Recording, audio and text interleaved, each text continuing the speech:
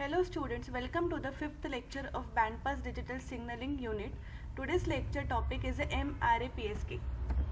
Learning objectives of today's lecture: MRA PSK detection and generation, signal space representation of a MRA PSK. So basically, what is a MRA PSK? MRA phase shift king or a MRA PSK is also called as a MPSK, is a modulation where the data bit select one of the M phase shifted version of the carrier to be transmit the data. Thus the M possible waveform all have the same amplitude and frequency but with a different phase shifted. So here we are having a M different possible waveforms and all of them are having a same amplitude and the frequency, but the parameter which is changing is only a phase. And the signal constellation consists of M equally spaced points on a signal. In PPSK, one bit at a time, and it has only two symbols. Hence, whenever the symbol is changed, the phase shift is changes. Now, this is a phase shift in case of a PPSK that is given by 2 pi divided by number of symbols. So, 2 pi divided by number of symbols. So, in this case, we are having only two symbols. Therefore, the phase shift which we are getting for PPSK is 2 pi divided by 2. Is nothing but a pi or 180 degree. Similarly, the condition in QPSK is what? This is a formula for finding a phase shift actually. The phase shift in case of a QPSK is given by 2 pi divided by number of symbols. Now in case of QPSK, as we are transferring 2 bits at a time, 2 bits means we are having a 4 different combinations of a symbol. Therefore, the number of symbols in this case is a 4. So 2 pi by 4 is equals to pi by 2, which is nothing but a 90 degree. Therefore, in case of a QPSK, we are getting a phase shift of a 90 degree. Similarly, this can be further extended as with the n bits, then there will be 2 raised to n is equals to m possible symbols. So if you are having a m possible symbols, so what about the phase shift for MRA PSK? So the phase shift is given by 2 pi divided by number of symbol, that is nothing but 2 pi by m. So m is a parameter which is responsible for finding out the value of a phase shift. So the phase shift completely depends upon the number of symbols which we are using. As the number of symbols goes on increasing, the phase shift also decreases. So this type of modulation technique is called as a MRA PSK, where M indicates the number of symbols. We can also call QPSK as a 4RA PSK, because in that case we are having a 4 number of symbols. Your BPSK is also called as a 2RA PSK because we are having 2 symbols. Next, now the duration of each symbol will be NTB, where n is the number of bits. Thus NTB is equals to TS. Now in this case, your symbol or the time period for one symbol is equals to number of bits present into the time period for one particular bit. Therefore TS is given by n into TB. Now as there are m symbol, it is called as a MRA PSK. The transmitted waveform is represented as STA cos 2 pi FCT plus phi m. M is equals to 0, 1, 2, 3. So M, the value of M is changing. So here S of t is equals to A cos 2 pi FCT plus phi m. Now as the value of M depends upon the number of symbols, we are getting difference value of a signal. Now the symbol phase angle is given as phi m. This phi m is given by 2m plus 1 into m pi by m. So now the m is a parameter which is completely responsible for defining the value of a phase angle. So based on the phase angle, we are getting the different values of phi m, and that phase is added to your signal. So this m is nothing but the number of symbols which are present. Now the MRA PSK modulator. So this is a block diagram of an MRA PSK modulator. Now this modulator consists of 3 basic blocks. First one is a serial to parallel converter. Then we are having a digital to analog converter, and finally we are having a phase modulator. Now let us see how it works. Now the serial to parallel converter forms a symbol of n successive bits. So we are applying the input. Now from input it will select the number of successive bits n to form one particular symbol. So here the n number of symbols which we are applying in a serially are converted into parallel, and those n number of symbols form the first set of symbol. Now those symbols are given to the digital to analog converter. Now the digital analog converter output remains unchanged till nth bit is received. See, here we are transferring the inputs. The first input is given to the first output of a parallel converter, second, third, fourth, fifth, and likewise. So it will wait until the nth bit will receive. So once the nth bit will receive, it will form an analog output based on the digital input applied to as input, and therefore it is called as a DAC or the digital to analog converter, and this output is given as a M of t. Now what this digital to analog converter will do, based on the digital signal which is applied at the input, it will generate one analog output, and that analog output is a representation of the respective nth bit, n number of bits. Now those inputs is applied as an input to the modulator, and modulator will generate an output based on the value of an input.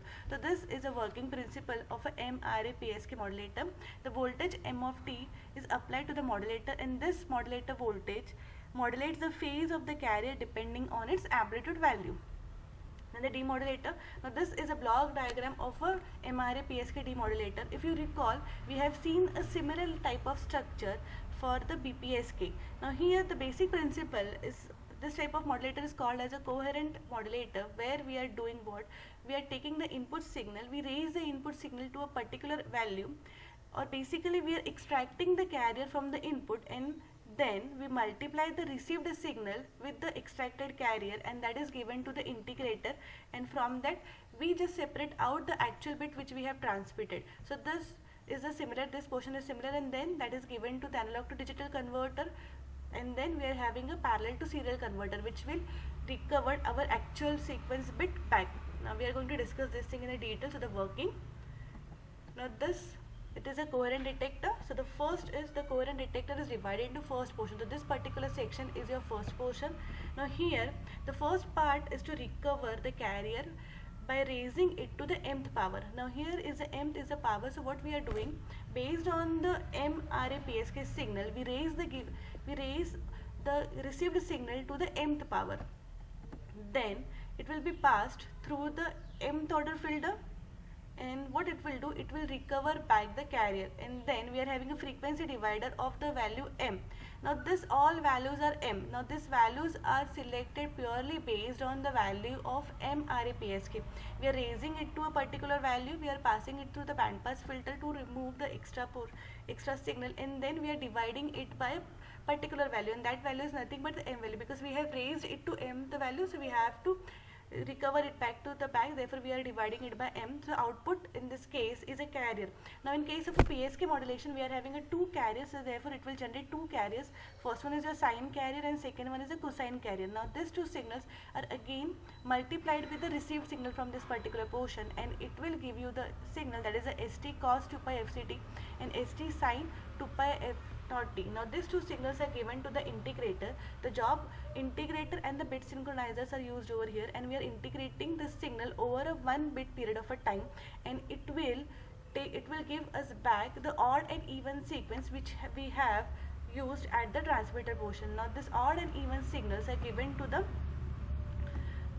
so this will generate the odd and even sequence. So here the odd and even sequence are generated. Then we go to the second portion. Now the output of the integrator is applied to the analog to digital converter, which reconstruct the n bit symbol. So here, based on the received analog signal, it will generate the digital signal, and those digital signals are formed of the n bits which we have used at the transmitter. And once the n bit symbols are reconstructed, that is given to the parallel to serial converter, means the signal which is applied over here parallelly will taken out as a serially, and the output is nothing but the bit sequence, that is a p of t. Then the signal space representation of a MRA-PSK.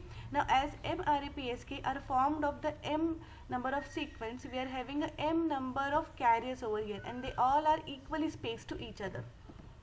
So here S of t is equals to a cos 2 pi fct plus phi m.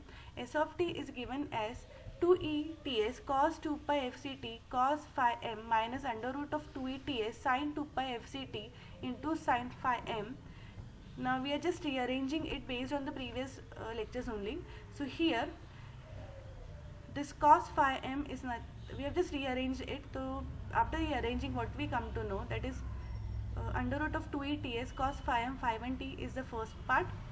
The second one is under root of twice e ts sin 2 pi fct into phi 2t. This phi 1 and phi 2 are the two carrier angles which we are considering. Now the above two equations are orthonormal waveform. The orthonormal carriers phi 1t and phi 2t form two axes, and the signals S0, S1, S2 up to Sm-1 are placed on the circumference of the circle. So this is the circumference of the circles where we have placed all the symbols, and the signal points at the are equispaced with the phase shift of 2 pi by m. The distance of each signal point from the origin is given as the under root of es. Now here intentionally we have taken es. Es means they indicate the symbol. This is the energy per, this is a amount of energy per symbol. Here we have not taken it in terms of a bit, we are taking it in terms of a symbol.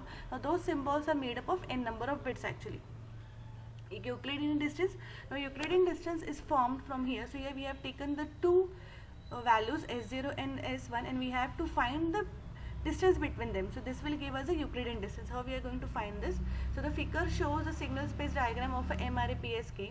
Here m is equals to 8. The distance between s0 and s1 is obtained by considering a triangle. This is s0 and OA. So for finding this distance, what we are doing, we are just constructed, we just draw one line and it will form two angles. So this is your first angle and this one is your second angle. So our first task is to find out this S1 and A distance. Why? Because they are equal triangles. So once you find out this particular distance, so this particular distance is going to be same. Okay. Now the distance between S1A means this particular distance is equals to S0A, and which is nothing but the complete distance D12 by 2. Now the distance, by here again we are using some basic triangular identity. Now here what we are doing, we know the distance of S0A. So where is your S0A? This base distance divided by the distance of the straight line, this line, is nothing but sine pi by m, this angle. The total angle is sine 2 pi by m. The angle is divided into two portions, therefore the sine will become sine pi by m. So this is your sine pi by m, and from that you can is equals to sine pi by m. So from this we know the distance of S0A, the complete distance S0A is nothing but the complete distance D12 by 2, and the distance of S0A, this S0A distance, this particular distance is nothing but under root of es, that we have already find out, is equals to sine pi by m. Now from that the distance D12, this complete D12 by 2, or this complete distance is find out to be under root of es sine pi by m. If my m is equals to 8, now this Euclidean distance, as we look at this particular figure, this Euclidean distance is completely based on the number, or the completely depends upon the number of symbols which we are using. So if my m is equals to 8, my Euclidean distance is written as d is equals to 2 under root of es sine pi by 8, where es is the energy of a symbol.